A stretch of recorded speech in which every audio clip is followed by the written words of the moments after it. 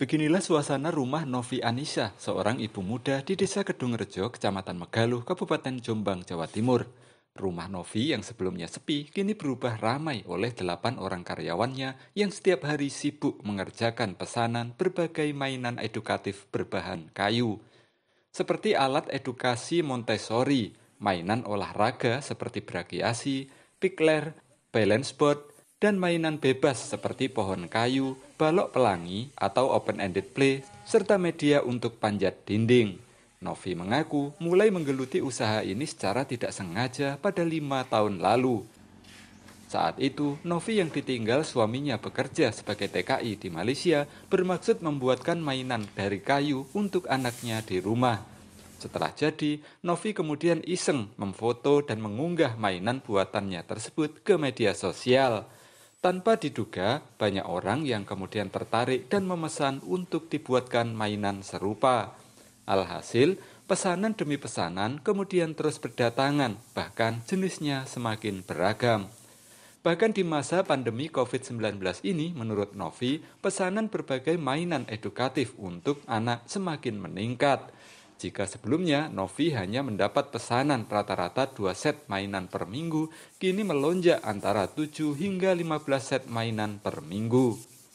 Peningkatan pesanan ini terjadi karena di masa pandemi COVID-19, anak lebih sering berada di rumah, sehingga para orang tua berusaha mencarikan mainan yang bisa mengasah keterampilan dan fisik mereka. Sebab biasanya mainan seperti ini hanya ada di taman-taman atau tempat umum. Namun dengan bahan kayu seperti ini, Novi mampu membuatnya lebih sederhana, tapi lebih cantik dan keren untuk dipergunakan anak bermain di rumahnya. Berbagai mainan edukatif ini menurut Novi tak hanya ia jual di wilayah Jombang atau Jawa Timur saja, namun kini lebih banyak keluar Jawa, bahkan luar negeri.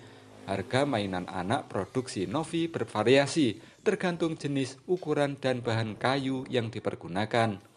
Mainan termurah berupa alat edukasi Montessori dihargai Novi sebesar Rp35.000 dan yang termahal adalah mainan olahraga atau permainan bebas dengan harga Rp2,5 juta.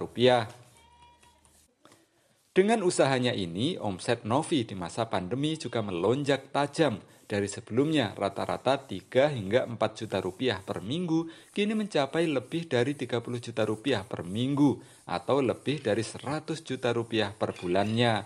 Sebuah omset yang tentunya sangat besar bagi seorang ibu rumah tangga seperti Novi.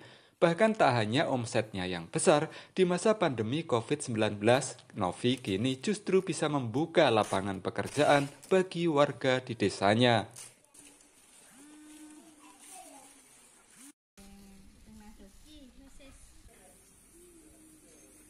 Nah, awal mula suami saya kerja di luar negeri di Malaysia, jadi biar kerjanya di rumah saja, saya minta istilahnya usaha lah, apa yang bisa dibuat di rumah. Terus ada ide bikin mainan untuk anak sendiri ketika saya posting di Facebook dulu, itu terus alhamdulillah banyak yang minat gitu, jadi saya lanjutkan untuk membuat pesanan. Di masa pandemi ini seperti apa Bu pesanannya? Malah justru semakin meningkat untuk yang permainan sejenis brakiasi yang untuk olah tubuh anak-anak itu meningkat 100%. Kenapa Bu bisa meningkat Bu? Kalau alasannya dari customer karena anak-anaknya nggak bisa keluar, nggak bisa main ke taman gitu kan. Jadi mereka cari alternatif mainan edukasi yang bisa bikin mereka gerak di rumah. Nah, salah satunya brakiasi. Dari Jombang, Jawa Timur, Tim Liputan Bangga Indonesia.